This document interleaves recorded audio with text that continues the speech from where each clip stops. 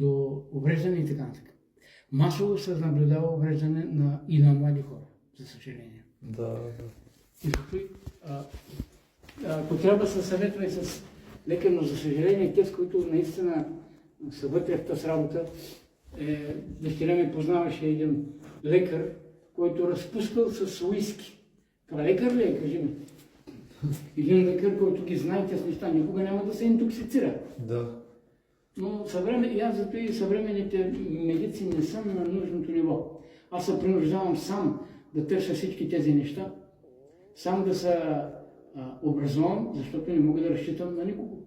Така е. За съжаление. За съжаление, да. Е така. И това е например, в една от публикациите за починали от Алцхаймер, като са правили аутопсии и са изследвали мозъци, са намерени до няколко стотин пъти повече тежки метали в мозъка, отколкото при здрав човек.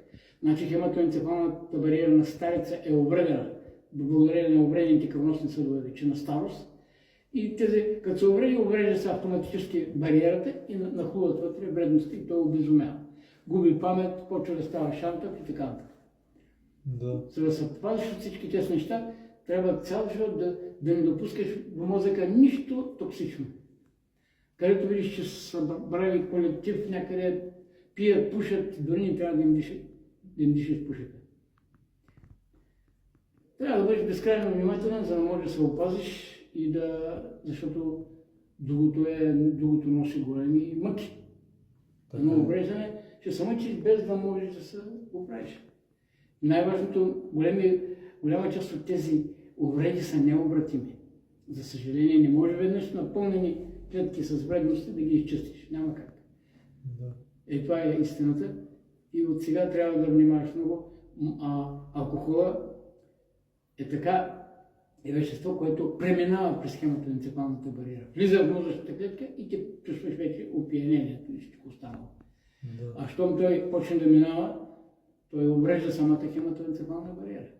И алкохолиците в определен стадий започват да загубят и разсъдък и всичко. Това е истината.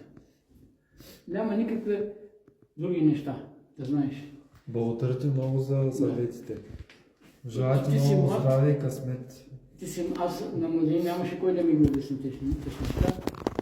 И аз и пиех тогава, и вернат пиех вредни напитки и така нататък.